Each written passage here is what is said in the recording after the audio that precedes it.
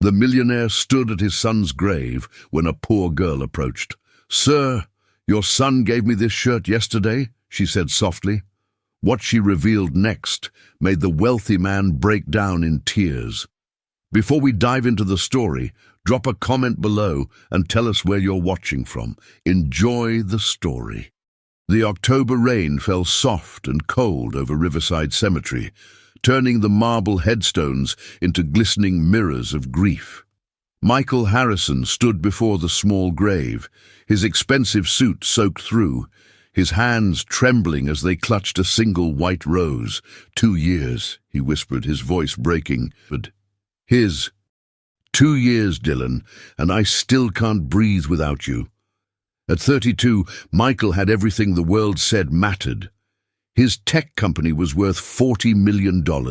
His penthouse overlooked the city. Magazine covers called him a visionary, but none of it meant anything.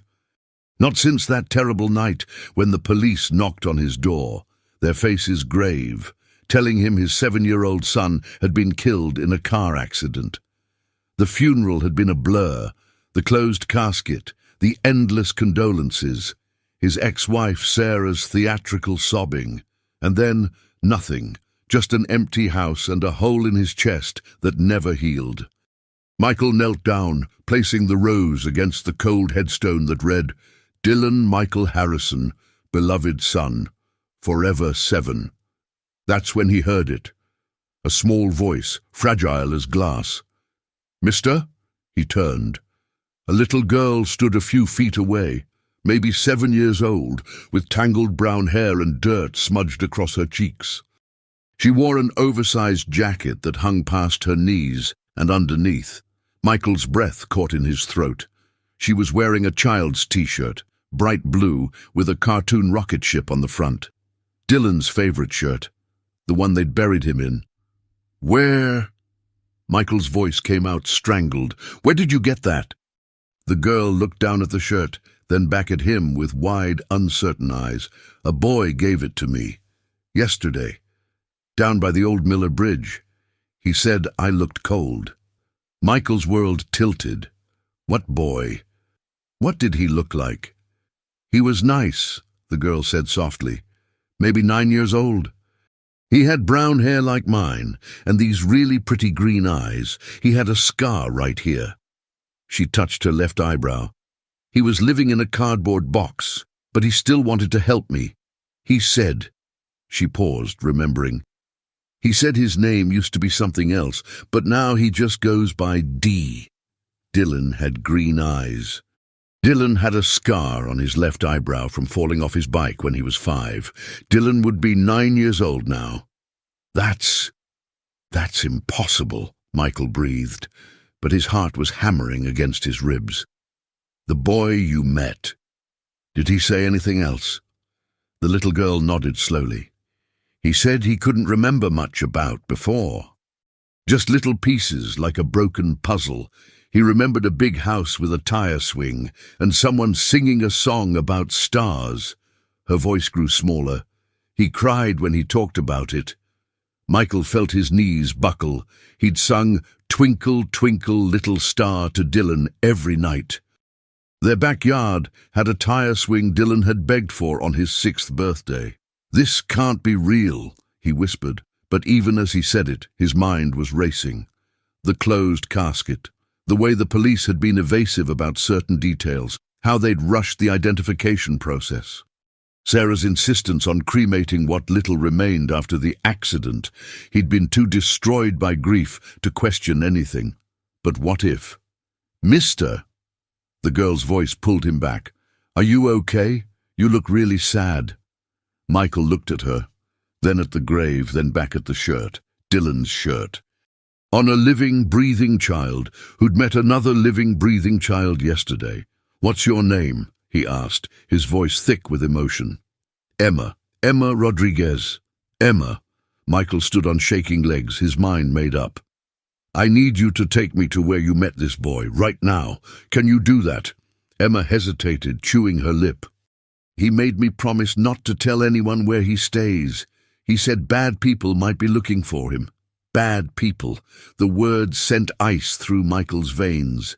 Emma, I think that boy might be my son who I thought died 2 years ago. Please, I need to know if he's alive. The little girl's eyes went wide. She looked at the gravestone, then at Michael's desperate face, and something in her seemed to decide. Okay, she said quietly, but we have to be careful. He's really scared of something. I don't know what, but he jumps at every sound. As they walked toward the cemetery gates, Michael's phone buzzed. A text from his business partner, Marcus. Board meeting moved to tomorrow. Need you focused. Stop dwelling on the past. Michael stared at the message, then at the little girl in his dead son's shirt, and something cold and certain settled in his gut. If Dylan was alive, if someone had taken him, hidden him, made Michael believe he was dead, then someone was going to pay. But first he had to find his son. As they reached Michael's car, Emma suddenly grabbed his sleeve. Mr. Michael, one more thing about the boy. What is it? He had nightmares. I heard him crying in his sleep, calling for his daddy. He kept saying, I'm sorry, over and over. Tears welled in her eyes. Nobody should be that scared. Nobody. Michael's vision blurred with tears he'd held back for 2 years. Take me to him, Emma. Please, take me to my son. The rain fell harder as they drove toward the old industrial district, where the forgotten and the lost made their homes in the shadows. Michael's hands gripped the steering wheel so tight his knuckles turned white. Somewhere in this city, his boy was alive. Cold, scared, living in a cardboard box, but alive.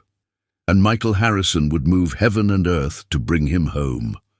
The question that haunted him with every mile was the one he couldn't yet answer. Who had done this? Who had stolen his son and made him believe his child was dead? And why? The old Miller Bridge cast dark shadows over the homeless encampment below. Michael's Mercedes looked out of place among the makeshift shelters. He was right there, Emma whispered, pointing to a flattened cardboard box. That's where he sleeps. Michael climbed out. The box was empty, but scattered around were signs of a child, a worn comic book, an action figure missing an arm, and there, half hidden under a torn blanket, a small notebook. His hands shook as he picked it up. The handwriting was childish, but he'd know those letters anywhere. Dylan's writing. I remember a house. I remember being happy. Why can't I remember more?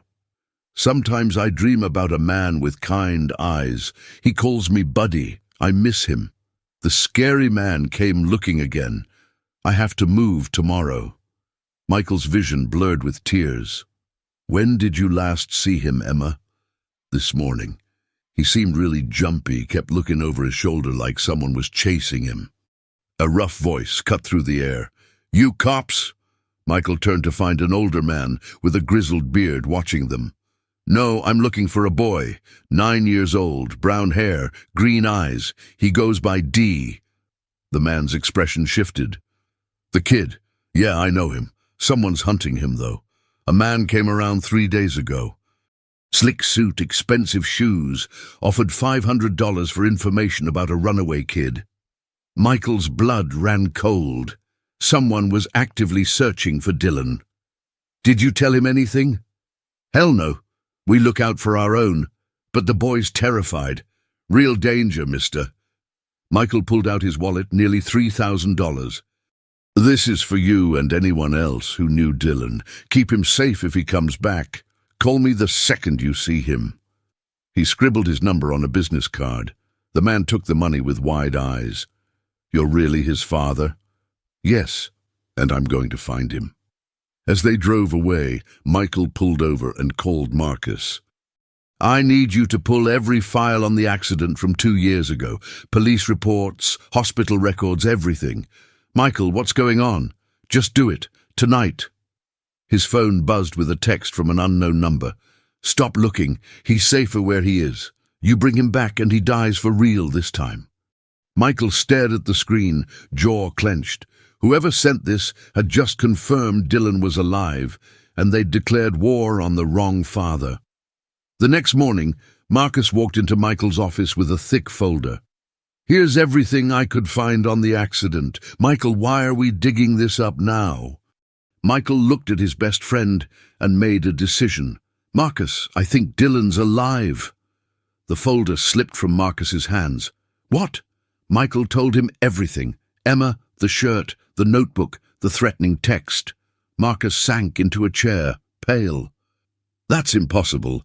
We went to his funeral." "Did we actually see the body?" "The casket was closed." Michael's voice was hard. "What if it was all staged?" He opened the folder and read the police report. Sparse, clinical, a car accident on Route 47. 1 fatality, Dylan Michael Harrison, age 7. "Look at this," Michael said. "The officer who filed this report, Detective Raymond Walsh." Marcus worked his laptop while Michael called the police station. He hung up slowly. Walsh retired 3 weeks after Dylan's accident, moved to the Bahamas. Marcus looked up. The medical examiner who signed the death certificate, Dr. Patricia Chen. She lost her medical license 6 months later, charges of falsifying autopsy reports. "Someone paid them," Michael stood. "Someone paid Walsh and Chen to fake Dylan's death. They spent the day at Miller Bridge talking to residents. A woman named Rita said Dylan had nightmares about fire and screaming. An old veteran said the boy asked if it was possible to love someone you couldn't remember. "He's traumatized," Rita said, her eyes wet. "That child flinches when people raise their voices." As the sun set, Emma appeared. "I came to help look for Dee." "Emma, does your family know you're here?" Michael asked gently. Her face crumpled. "I don't have family. My mom died last year." Michael's heart broke. "Emma, when we find Dylan, would you like to stay with us? You brought my son back to me. That makes you family." Her eyes went wide. "Really?" Marcus suddenly nudged Michael, pointing to the far end of the bridge. A small figure was creeping through the shadows toward the cardboard box. Dylan. The boy was thin, dressed in clothes too big for him, but it was him. It was his son. "Dylan!" The name tore from Michael's throat. The boy's head snapped up, eyes wide with terror. Then recognition flickered in those green eyes. "Daddy!" The word was barely a whisper. Michael took a step forward, tears streaming. "Yes, buddy, it's me." But a black SUV screeched to a stop above. 2 men jumped out, scanning the area. Dylan saw them and panic exploded across his face. "No! They found me!" He turned and ran. "Dylan, wait!" Michael sprinted after him, but one of the men grabbed Michael's arm. "Mr. Harrison, stop. This isn't what you think." The man showed a badge, FBI. Michael's world tilted. "What?" "Your son is in protective custody. He's a witness in a federal investigation, and you just blew his cover." The FBI field office was cold and sterile. Special Agent Jennifer Torres sat across from Michael, her expression grave. "Mr. Harrison, 2 years ago, your son witnessed a murder. He saw something that made him a liability to a very dangerous organization." Michael's hands clenched. "Who killed someone in front of my son?" "We can't disclose that yet, but we had to make a choice. Let them kill Dylan or make Dylan disappear. The accident was staged. We faked the death certificate, paid off the detective and medical examiner, and put Dylan in witness protection." "Without telling me," Michael's voice rose. "You made me think my son was dead. We couldn't risk it. These people have eyes everywhere. If you'd known Dylan was alive, your behavior would have changed." Torres's voice softened. "We saved your son's life," Marcus spoke up. "Then why is Dylan living under a bridge?" Torres's jaw tightened. "He ran away 3 months ago. The trauma, the memory loss from what he witnessed, the separation from everything he knew. He couldn't handle it. One night, he slipped past security and vanished." "Memory loss?" Michael's voice cracked. The trauma caused dissociative amnesia. He can't remember the event itself, and many memories of his life before are fragmented. She spread her hands helplessly. He's been living on the streets for 3 months. We've been searching, but he's good at hiding. Torres leaned forward. Mr. Harrison, you can't take him home. If these people find out he's alive and back with you, they'll kill him. Then what am I supposed to do? Let us protect him. We're close to making arrests. Once we do, Dylan can come home. How close? Torres hesitated. Could be weeks, could be months. Michael stood abruptly. No. I just spent 2 years in hell. You expect me to stay there longer? If you take him, you'll be signing his death warrant. The room fell silent. Finally, Michael spoke. Let me see him. Just once, under supervision. Let me tell him I'm here, that I love him. Torres studied him. I can arrange a supervised meeting tomorrow, 1 hour. And then you go back to your life and let us do our job. As they left, Marcus grabbed Michael's arm. What are you planning? I see that look. Michael's jaw set. They couldn't protect him before. He lived on the streets for 3 months while they searched. I'm going to find out who these people are and end them before they can end my son. His phone buzzed. Another text. The FBI can't protect him. You can't protect him. Stop now or lose him forever. Michael deleted it. Tomorrow he'd see Dylan. Then he'd do whatever it took to make his son safe. The safe house was nondescript, easy to drive past. Agent Torres led Michael inside. 1 hour, he knows you're coming. We told him this morning. Michael's heart hammered. How did he react? He cried for 20 minutes, then he got very quiet. She paused at a door. Mr. Harrison, he's not the same boy you remember. The trauma has changed him. Be patient. She opened the door. Dylan sat at a table, looking up with green eyes, Michael's eyes, filled with tears. He was thinner, gaunt, but it was him. Dylan. Michael breathed. Daddy. The word was small, uncertain. Michael crossed the room and dropped to his knees. Dylan was in his arms, sobbing. Daddy, I couldn't remember your face, but I remembered you loved me. I'm here, buddy. I never stopped looking for you. They stayed like that for long minutes, Michael rocking his boy gently, trying to memorize every detail. Finally, Dylan pulled back. They said you thought I was dead. I did. They told me you died in an accident. Michael's voice broke. I've been lost without you. I'm sorry, Dylan whispered. I'm sorry I saw the bad thing. No, this is not your fault. You did nothing wrong. Dylan's eyes filled with fear. But the bad men want to hurt me. I can't remember what I saw, but they still want to hurt me. The lady said if I go home, they'll hurt you too. I won't let that happen. I'm going to fix this. How? The FBI can't catch them.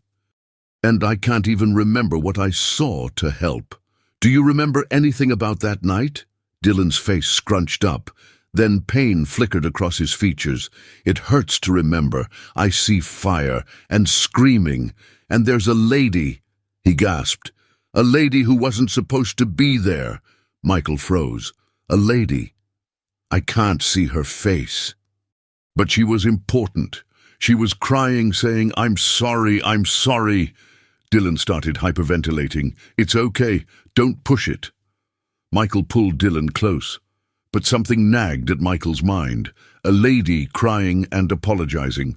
On the night someone staged Dylan's death, Dylan showed Michael drawings he'd made. The house, the tire swing. A woman with yellow hair, Sarah, and pictures of a man with kind eyes labeled, Daddy. I drew you so I wouldn't forget, Dylan explained. Even when I couldn't remember your name, I drew your eyes. Michael had to turn away to hide his tears. Dylan, I need you to trust the FBI a little longer. Stay here, stay safe, and let me handle the bad men. But what if they hurt you? You won't lose me, I promise. Michael held his son's face. I found you once. I'll always find you, buddy. When Torres knocked, Dylan clutched Michael desperately. Don't go. I have to. but I'll come back every day they let me." Michael kissed his forehead. "Be brave for me." Dylan nodded, tears streaming. "I love you, Daddy." "I love you too, buddy. More than anything in the world." Walking out was the hardest thing Michael had ever done. But as he climbed into his car, his sadness hardened into determination. Dylan had said a lady was there that night. A lady crying and apologizing. And there was only one woman who'd had access to Dylan, who'd been there through the entire fake funeral without questions. Sarah. His ex-wife knew something. Maybe everything. Sarah Harrison lived in a pristine townhouse, paid for by Michael's divorce settlement. He rang the doorbell at 8 p.m., not bothering to call first. Sarah opened the door, expression shifting to irritation. "Michael, what are you doing here?" "We need to talk. About Dylan." Something flashed in her eyes. Fear. "Dylan's dead. Why are you bringing this up?" "Let me in, Sarah." Michael pushed past her. "I said we need to talk." "You can't just barge in here." "Go ahead, call the police. Let's see what they say when I tell them our son is alive." Sarah's face went white. "What? Dylan's alive, and I want to know what you know about it." She sank onto the couch, hands shaking. Then quietly, "How did you find out?" Michael felt rage explode. "So you knew? You knew our son was alive, and you let me think he was dead. It wasn't supposed to happen this way. They told me it was temporary, just a few months. Who told you that?" Sarah's eyes filled with tears. "I can't tell you. They'll kill me." Michael grabbed her shoulders, voice deadly calm. "Sarah, our son has been living on the streets, eating garbage, sleeping in cardboard boxes, and you've known?" "No, I didn't know he ran away. They promised he was safe." "Who promised you?" Sarah was crying now. "I was in debt, gambling, bad debt. They came with an offer, help them and my debt goes away. Refuse and they'd hurt Dylan for real." Michael's blood ran cold. "What did they ask you to do?" "They needed Dylan to disappear, to be presumed dead. They told me about a crime he'd witnessed, how dangerous it was. They had FBI credentials, official documents. They said if we faked his death, the real criminals would stop looking. And you believed them." "I was desperate. They were convincing." "They said you couldn't know because you'd give it away. Who were they?" Sarah pulled out a business card and handed it to Michael with shaking hands. "Agent David Miller, FBI Organized Crime Division." Michael called Agent Torres. "I need you to run a name. Agent David Miller, supposedly in your Organized Crime Division." A pause. "Mr. Harrison, we don't have anyone by that name in the FBI." Michael's heart sank. Sarah described the man. Tall, maybe 50, graying hair, very professional. He had a scar on his left hand, shaped like a crescent moon. Michael relayed this to Torres. Another pause. "Mr. Harrison, bring your ex-wife to the field office, right now. I think she met with one of the people we're investigating." Michael hung up and looked at Sarah, who'd gone pale. "You didn't help the FBI, Sarah. You helped the people trying to kill our son." "No." He showed me credentials. "He lied. Get your coat. We're going to the FBI." At the FBI office, Agent Torres met them with Special Agent Robert Chen, the lead investigator. "Mrs. Harrison, tell us everything about this Agent David Miller." When Sarah described the crescent moon scar, Chen slammed his hand on the table. "Victor Kozlov." "Who?" Michael demanded. "Second in command of the Volkov crime syndicate. Responsible for dozens of murders, extortion, money laundering." Chen pulled up a photo. "Is this the man?" Sarah's face went white. "Yes." "What crime did Dylan witness?" Michael asked quietly. Chen spoke.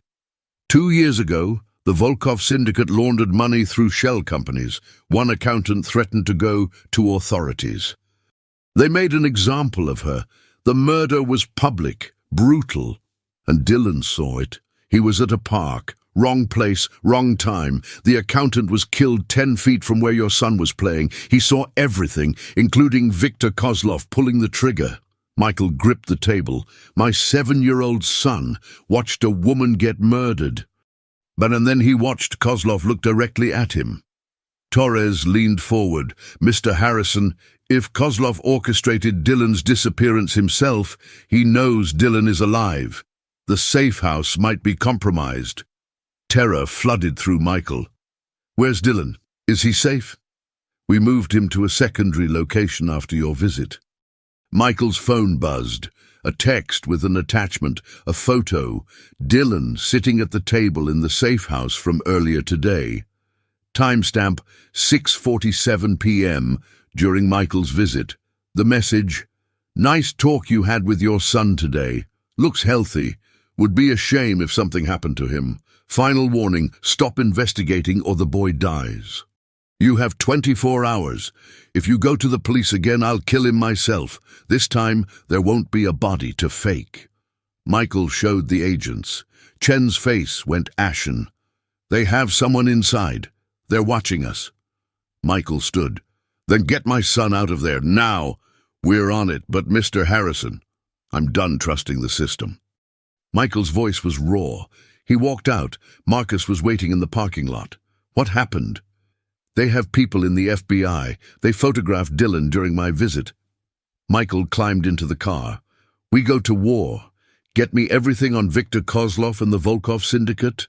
Every property, every business, every person. We're going to find their weakness.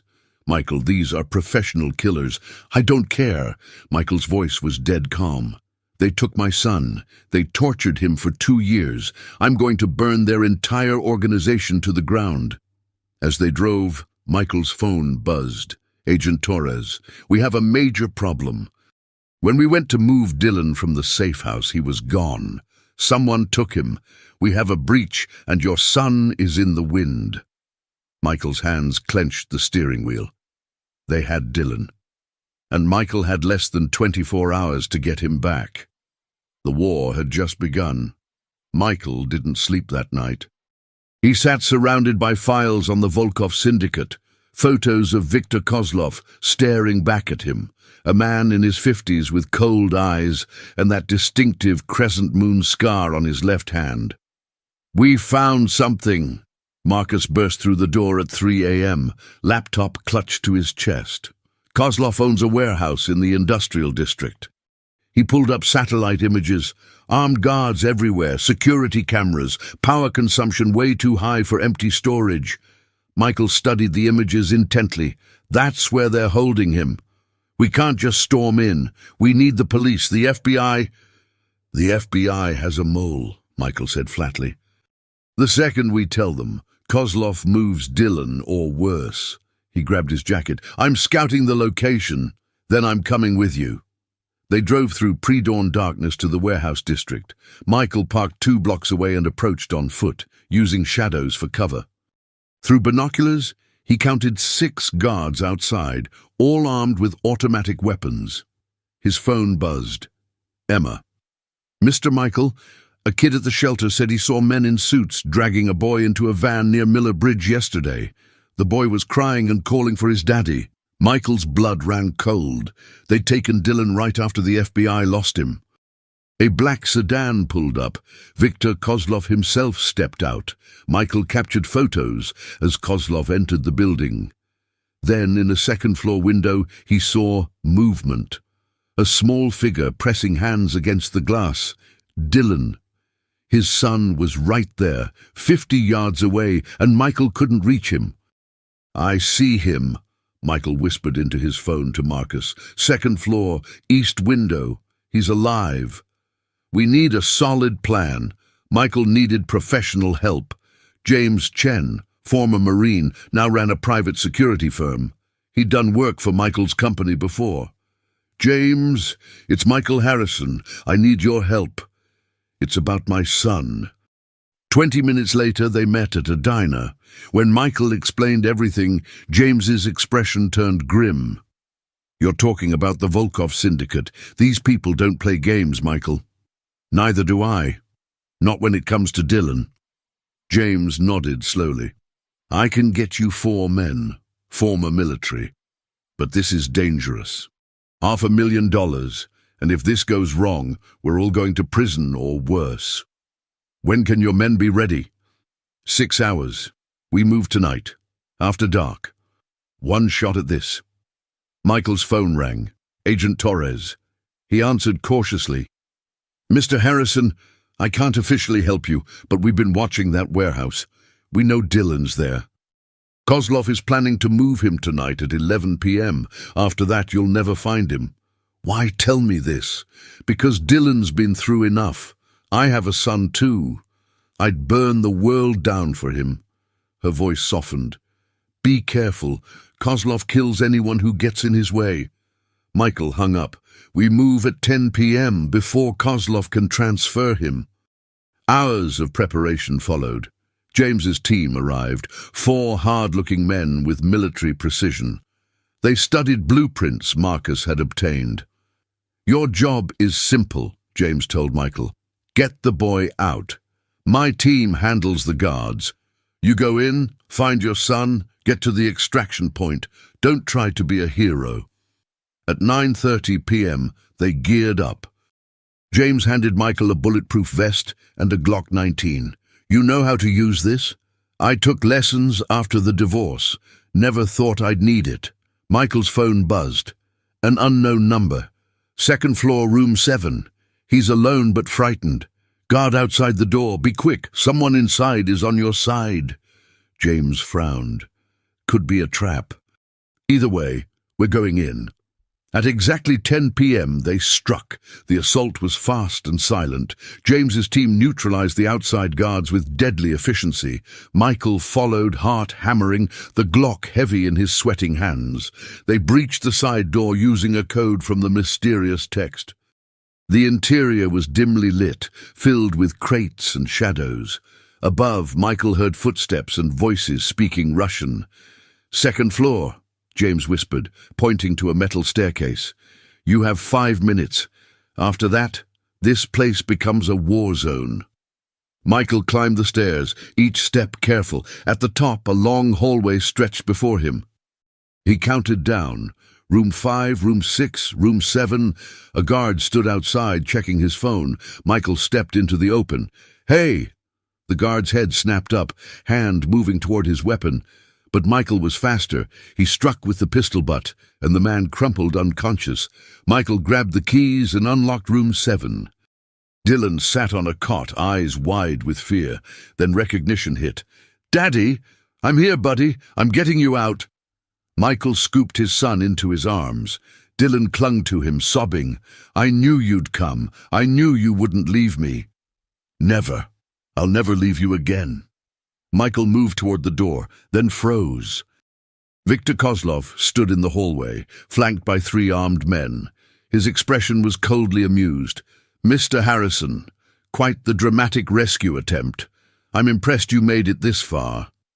Michael pulled Dylan behind him, raising his pistol.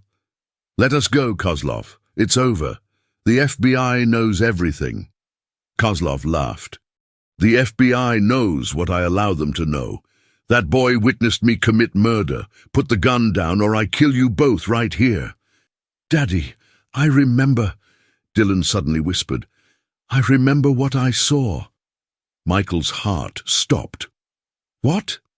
The lady at the park. Before Mr. Kozlov shot her, she was trying to give me something. A phone. She said it had proof. Dylan's voice trembled. I hid it. In my backpack. My Spider-Man backpack. Kozlov's expression darkened dangerously. What are you talking about? The accountant gave Dylan evidence before you killed her, Michael said, understanding flooding through him. That's why you've been desperate to find him. He has something that can destroy you. Where is it? Kozlov's voice was deadly quiet. Dylan pressed closer to Michael. I don't know. Everything got confusing after that night. I can't remember where my backpack went. Gunfire suddenly erupted downstairs. James's team had been discovered. Kozlov's men turned toward the sound. Michael didn't hesitate. He fired twice at the ceiling lights. The hallway plunged into darkness. He grabbed Dylan's hand and ran. Behind them, Kozlov shouted orders. More gunfire. Bullets whined past. Michael reached the staircase and half ran, half fell down it, clutching Dylan against his chest. At the bottom, James appeared, blood streaming down his sleeve. "Go! Back exit now!" They burst outside into cold night air. Marcus was waiting with the car, engine running. Michael threw himself and Dylan into the back seat as bullets shattered the rear window. "Drive! Go, go, go!" Marcus floored the accelerator. Michael covered Dylan with his body as more shots rang out. Then they turned a corner, speeding into darkness. For a long moment, no one spoke. Then Dylan whispered, "Daddy, I'm scared." Michael held his son tight. "I know, buddy, but you're safe now. I've got you." "No, I'm scared because I remember more now. The backpack. I remember exactly where it is." Michael pulled back to look at his son's face. "Where, Dylan?" "At Mommy's house, in the attic. I hid it there the morning before the bad day at the park. I was mad at Mommy for yelling at me, so I hid it where she couldn't find it, and then everything happened, and I forgot. Sarah's house.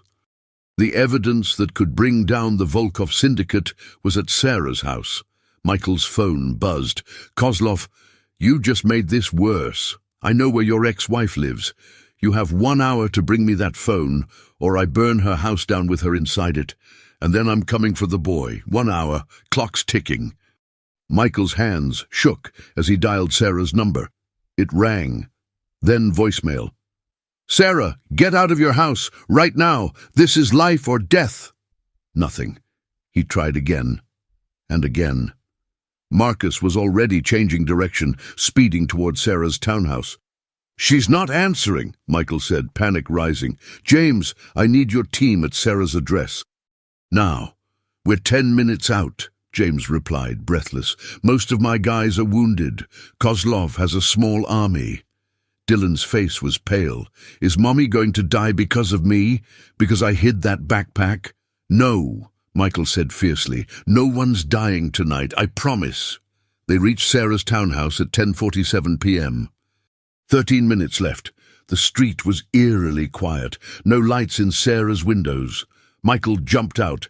"Stay with Dylan, lock the doors." He ran to the front door and pounded on it. "Sarah, open up!" Nothing. Using his pistol butt, he smashed the side window and climbed through. "Sarah!" he shouted, running through the dark house. Every room was empty. Then he saw the note on the dining table. "Michael, I went to my sister's in Connecticut. The FBI told me to leave town. I'm sorry, I hope you find Dylan. S." She'd fled. Michael ran upstairs to the attic access. He pulled down the ladder and climbed up, using his phone's flashlight to search frantically. "Come on, where is it?" Then he saw it, a small Spider-Man backpack in the far corner, covered in dust. Michael grabbed it and unzipped it with fumbling fingers. Inside, beneath old toys and a dried juice box, was a smartphone in a pink case. Dead battery, but intact. This was it, the evidence that could end Kozlov. Michael climbed down and ran for the front door. Headlights suddenly flooded the street. 3 black SUVs pulled up, armed men pouring out. Michael ran out the back door, vaulting the fence. Behind him, shouting in Russian, glass breaking. He sprinted through backyards, jumping fences, clutching the backpack like a lifeline. He reached Marcus's car 2 blocks away and dove in. "Go!" As they sped away, Michael looked back to see flames beginning to lick from Sarah's windows. Kozlov was burning it anyway, sending a message. Dylan stared at the backpack. "You found it?" "I found it." Michael pulled out the phone. "Now we charge this and see what's on it." James's voice crackled through the speaker. "Kozlov's people are everywhere. You need to go to ground, somewhere remote. The old Riverside estate. My grandfather's place. Abandoned for years, but it's remote, gated, 20 acres. I'll meet you there." "But Michael, Kozlov isn't going to stop. This is endgame." They drove for an hour into the countryside. The riverside estate appeared, a Victorian mansion on a hill surrounded by overgrown gardens. Inside, Marcus got the generator running. Michael plugged in the phone, waiting anxiously. Dylan sat beside him, exhausted. "Daddy, what if the phone doesn't work? What if the bad men get us? Then we fight. I've already lost you once. I'm not losing you again." After 20 minutes, the phone powered on. No password. Michael opened the gallery. Videos. Dozens of them. He clicked the first one. Rebecca Walsh's face appeared, tear-streaked and terrified. "My name is Rebecca Walsh. If you're watching this, I'm probably dead. I work for the Volkov Syndicate as a forensic accountant, and I discovered something that will bring them down." She named names, showed documents, bank transfers, secret meetings, politicians, judges, police chiefs, even an FBI assistant director. "This goes all the way to the top," Rebecca continued. "Viktor Kozlov answers to someone even more powerful, someone who's been protecting the syndicate for years, someone who—" She looked off camera, fear flooding her face. "Oh God, they're here. If you find this, get it to the media." The video cut off. Michael looked at Marcus, then at James, who'd just arrived with his wounded team. "This is bigger than we thought," Michael said. "Kozlov has protection at the highest levels." "So what do we do?" Marcus asked. "We go public. Send this to every news outlet in the country. Make so many copies Kozlov can't suppress it. Once it's out there, he's finished." "He'll come after us," James warned. "The second this goes public, he'll know where it came from." Michael looked at his son, remembering every tear, every nightmare. "Let him come. It ends tonight, one way or another." As Marcus began uploading the videos, Michael prepared for the final battle. 20 minutes after the videos went public, Michael's phone exploded with notifications. News outlets, the FBI. The videos were spreading like wildfire. But Michael ignored them all, watching the perimeter cameras, waiting. Kozlov would come. Dylan sat wrapped in a blanket, watching his father. James's team had set up defensive positions, 2 men upstairs with rifles, 2 covering the back. "Daddy?" Dylan's voice cut through the tension. "There's something else I remember. Something important." Michael knelt beside his son. "What is it, buddy?" "The day at the park. The lady wasn't just running from Mr. Kozlov. She was running to someone who was supposed to help her, but that person just watched." "Who, Dylan? Who watched?" "A lady I knew." Dylan's eyes went wide. "It was Agent Torres." The room went silent. "She was there, at the park. I remember because I thought it was weird. She was wearing normal clothes. And when the accountant tried to run to her, Agent Torres just turned away. She let Mr. Kozlov kill that lady." Michael's mind raced. Agent Torres, the helpful FBI agent, feeding him information. She was protecting Kozlov. "She's been playing both sides," Michael said, "leading us exactly where Kozlov wanted." Headlights appeared at the driveway's end. FBI sedans. Agent Jennifer Torres stepped out, approaching alone with hands raised. "It's a trap," James said flatly. "Let her in, but keep guns on her."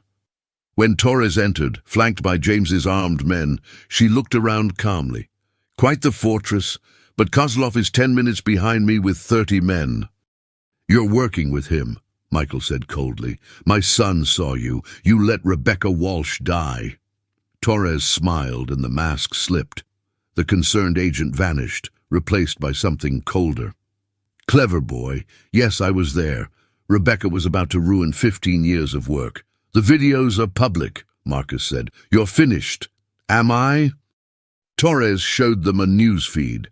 The headline read, "Rogue FBI agent Jennifer Torres allegedly part of crime syndicate. Bureau launches investigation." "I've been deep undercover for 15 years," Torres explained calmly. The narrative was already written. I'm the hero who infiltrated the Volkov syndicate. You're the vigilante who nearly ruined our operation. And Dylan, Michael asked, the witness who saw you turn your back? A traumatized child with memory loss. Not credible. Torres looked at Dylan coldly. Witnesses can have accidents. You're going to kill us, Michael said flatly. Kozlov is going to kill you. I'll be the agent who arrived too late. She checked her watch. He'll be here in 5 minutes. But Michael moved swiftly. He grabbed Torres and pressed his pistol to her head. James, get Dylan out. Back exit. Now. Michael, go! James grabbed Dylan and ran, Marcus following. Michael heard the car engine fade into the distance. Torres laughed. This changes nothing. Kozlov will hunt them down. No, Michael said quietly, but I can buy them time and make sure you go down with Kozlov. He showed her his phone, a live stream, broadcasting everywhere, 70,000 viewers. I've been recording this entire conversation. They watched you confess to letting Rebecca Walsh die. They watched you admit to being part of the syndicate. They watched you threaten a child. Your hero narrative? Destroyed. Torres's face went white with rage. You stupid! Headlights flooded the driveway. Kozlov had arrived with his convoy. Michael released Torres and shoved her toward the door. Go tell Kozlov his plan fell apart. Tell him the whole world is watching. Tell him it's over. Torres stumbled outside. Chaos erupted. Kozlov's men hesitated when they saw the live stream notifications. When they saw real FBI agents approaching from the other direction, sirens wailing. Agent Robert Chen stepped forward with a megaphone. Victor Kozlov, you're under arrest. We have your entire operation on video. We have testimony from Jennifer Torres. It's over. As FBI agents swarmed forward with handcuffs, Michael slipped out the back door. He found them a mile down the road, James keeping watch, Marcus pale, and Dylan in the back seat crying. Is it over? Dylan asked, voice barely a whisper. Michael climbed in and pulled his son close. It's over, buddy. Kozlov's arrested. Torres is exposed. You're safe now. Are you sure? I'm sure, I promise. Dylan was quiet, then whispered, Daddy, can we go home now? Our real home?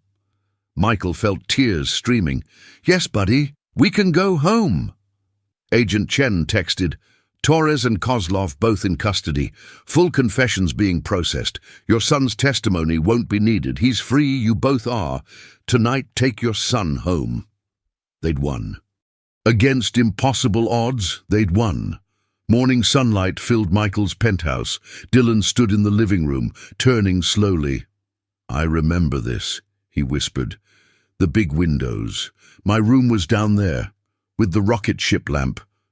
Michael's throat tightened. Your room is exactly how you left it. I couldn't change anything. Dylan walked to his room, toys on shelves, books by the bed, the rocket ship lamp on the nightstand. Dylan sat on the bed and burst into tears, relief, pure exhaustion. I'm really home. I'm really, really home. Michael sat beside him, and they cried together. For 2 years of lost time, for everything stolen. For the second chance they'd been given. Eventually Marcus arrived with Emma. She ran to Dylan. You're okay. You were so brave. You were brave too. You helped my dad find me. Emma turned to Michael. You said when Dylan came home I could stay too. Did you mean it? Michael knelt down. I absolutely meant it. You're family now. Emma's eyes filled with tears. I want to. I really want to. Then it's settled. Agent Chen arrived later. Kozlov is being held without bail. Torres is facing multiple charges. The evidence led to arrests of 12 others, including a federal judge. Your son won't need to testify. We have more than enough. Dylan spoke up. What about my memories? Will they come back? Chen's expression softened. With time, therapy, and being home, many may return. But Dylan, you survived something no child should face. You're going to be okay. The next days were busy. Therapy appointments, legal consultations. Through it all, Michael focused on rebuilding life with Dylan. But something nagged at him. On the fourth day, Michael pulled out Rebecca Walsh's phone again, searching for what he'd missed. Then he found it, a video labeled "Insurance Policy." Rebecca's face appeared, calmer now. "If you're watching this, my primary evidence is public, but there's one more thing, one more person involved." She held up documents, bank statements. The person who originally recruited me, who facilitated their operations for over a decade. She paused. "It's someone close to the FBI investigation, someone who's been playing both sides from the beginning." Michael's blood ran cold as she named the name, showed the evidence. It wasn't Torres or Kozlov. They'd been pieces of a larger puzzle. The real mastermind was still out there, and now Michael knew who they were. He closed the video. He could go to Agent Chen, let the FBI handle it. Or he looked at Dylan, laughing with Emma, finally healing. Michael made his decision. If he had to go to war again to keep his son safe, he would.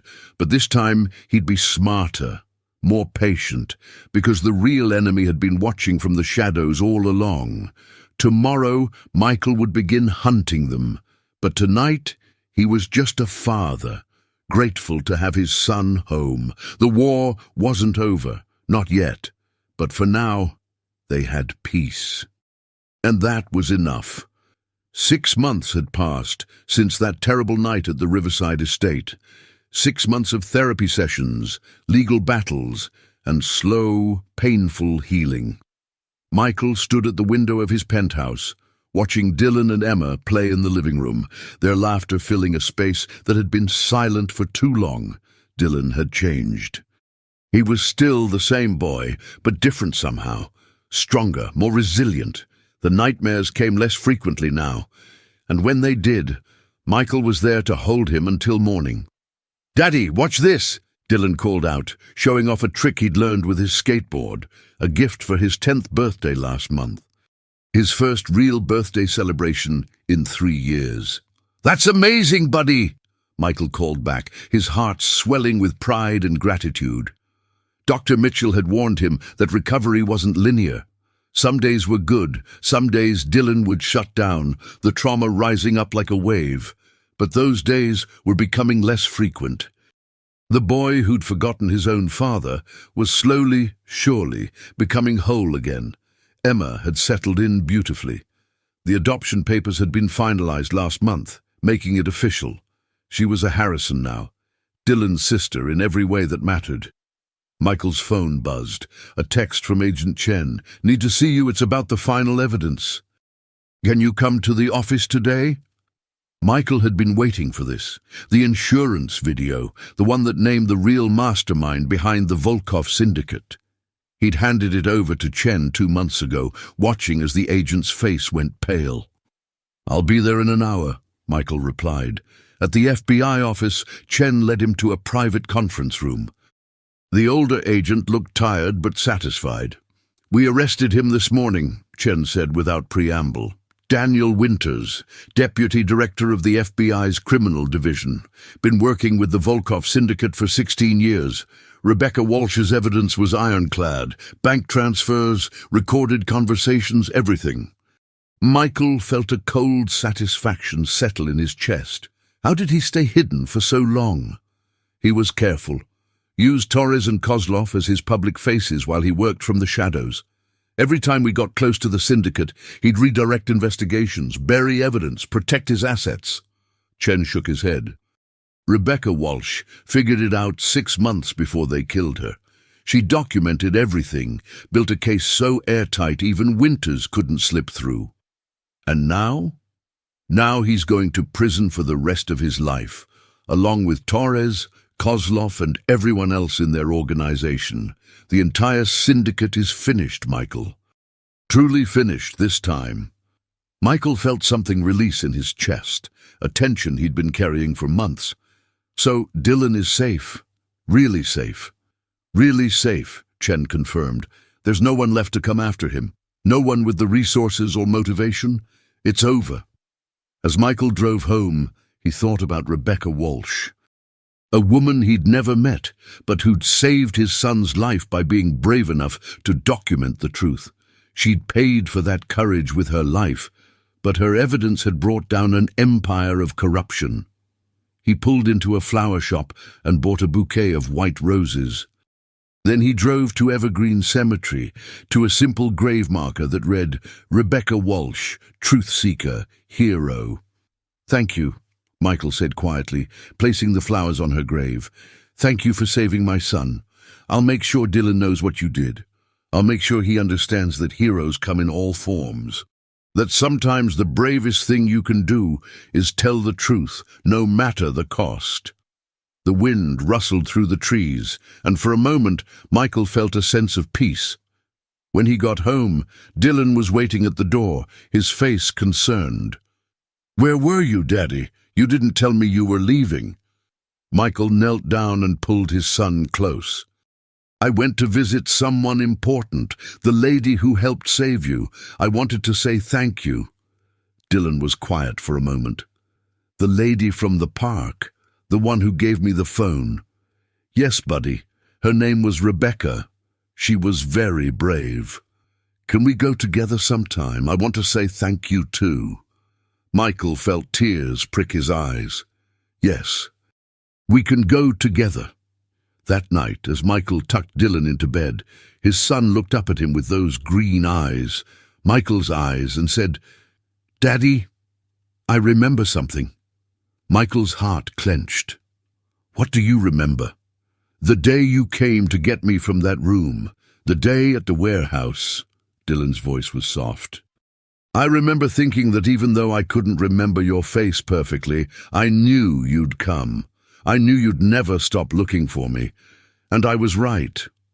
Michael had to swallow past the lump in his throat. "I would have searched forever, Dylan.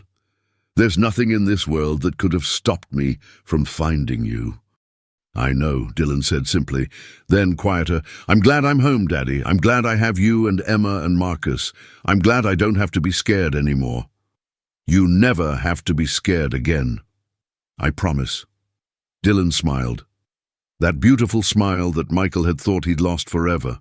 "I love you, Daddy. I love you too, buddy. More than all the stars in the sky." As Dylan drifted off to sleep, Michael sat beside him for a while, just watching his son breathe, just being grateful for every second they had together. In the hallway, he found Emma waiting, her own bedroom door cracked open. "Is Dylan okay?" she asked. "He's perfect," Michael said, pulling her into a hug. "You both are. Mr. Harrison, I mean Dad." Emma had started calling him that last month, tentatively at first, then with more confidence. "Thank you for making me part of your family. I never had a real family before. Now I have the best one." Michael felt his heart might burst. "We're the lucky ones, Emma. You brought Dylan back to me. You gave us both a second chance." Later, as Michael stood in his own bedroom, looking out at the city lights, his phone buzzed one last time. A message from Sarah. "I heard they arrested everyone. Dylan is really safe now. I'm so glad. I know I don't deserve to ask, but could I see him? I want to tell him I'm sorry, that I love him. Please." Michael stared at the message for a long time. Part of him wanted to delete it, to never let Sarah near Dylan again. But that wasn't his choice to make. He walked to Dylan's room and gently woke his son. "Buddy, I need to ask you something. Your mom texted. She wants to see you to apologize, but only if you want to. This is your choice. No one else's." Dylan was quiet for a long moment. Then, "Is she going to be mean? Is she going to yell?" "I don't think so. I think she's sad and sorry for what happened." Dylan thought about it. Maybe I could see her, just for a little bit. With you there, I'm not ready to forgive her yet, but maybe someday." Michael pulled his son close. "That's very mature of you, buddy, and very brave. We'll do it however you want, whenever you're ready." "Okay," Dylan whispered, "but not yet. I just want to be home for a while longer. Then that's what we'll do." 3 weeks later, On a sunny Saturday afternoon, Michael organized a small party in their penthouse. Marcus was there, of course. James Chen and his team, who'd become friends. Agent Robert Chen, who'd brought a giant stuffed bear for Dylan. Even Dr. Mitchell, who'd become a trusted presence in their lives. They were celebrating. Not a birthday or a holiday, just being together, being alive, being a family. As Michael watched Dylan and Emma racing around with the other kids who'd been invited, classmates from Dylan's new school, he felt Marcus come stand beside him.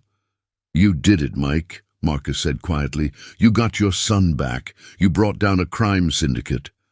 You built a family from pieces. You did the impossible." Michael shook his head. "I did what any father would do. I didn't give up." "That's where you're wrong. A lot of fathers would have given up, would have believed the FBI when they said Dylan was dead, would have accepted it and moved on." Marcus put a hand on Michael's shoulder. "But you didn't. You fought. And because you fought, that boy gets to have a childhood. Emma gets to have a family, and the world is a little bit safer." Michael felt tears in his eyes. "I just love him. That's all. I love him more than anything in this world." "I know," Marcus said, "and that love saved him." And as the party wound down and guests began to leave, Dylan ran up to Michael with Emma close behind. "Daddy, can we watch a movie tonight? All three of us, like a family." Michael knelt down and hugged both children tight. "Yes, we can watch anything you want. What do you want to see?" Dylan thought for a moment. "Something happy. Something where the family stays together at the end. Then that's what we'll watch." That night, curled up on the couch with his two children on either side of him, Michael finally felt complete. The war was over. The nightmare was finished. Dylan was safe, Emma was home, and they had their whole lives ahead of them. The journey had been long and painful. 2 years of grief, weeks of terror, months of healing, but they'd made it. They'd survived. And tomorrow they'd wake up together, a family, a real family. No more running, no more fear, no more shadows, just home, just love, just the future stretching out before them, bright and full of possibility. Dylan fell asleep first, his head on Michael's shoulder. Then Emma curled up on Michael's other side. Michael stayed awake a little longer, just looking at them, his children, his family. "I've got you," he whispered. "Both of you. Forever." And this time, it was a promise he knew he could keep, because the fight was over, and they'd won.